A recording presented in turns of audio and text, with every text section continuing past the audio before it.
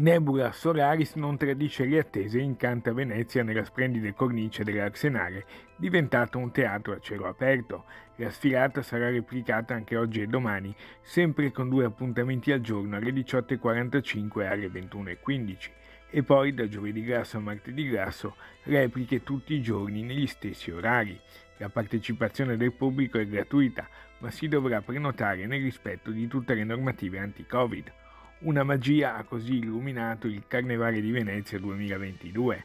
La soddisfazione di chi ci ha sempre creduto nonostante la pandemia, il direttore artistico del Carnevale di Venezia Massimo Checchetto e il direttore di Vera Fabrizio Doria.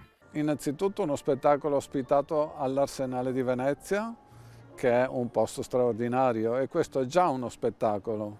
In più abbiamo voluto metterci qualcosa di noi, quindi ci sarà uno spettacolo di fuoco, acqua e videoproiezioni con musica, quindi uno spettacolo anche tecnologico nel bacino dell'Arsenale di Venezia.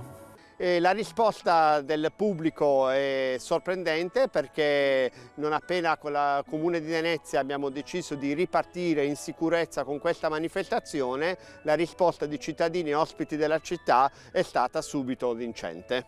Poi, sempre Doria, questa mattina davanti al parco appena allestito in piazza San Marco per dare il via ad un'altra iniziativa molto attesa dal popolo del Carnevale. Da oggi le maschere possono fare la loro foto ufficiale 360 e poi partecipare al concorso con una giuria virtuale che da tutto il mondo proclamerà la maschera più bella dell'edizione 2022.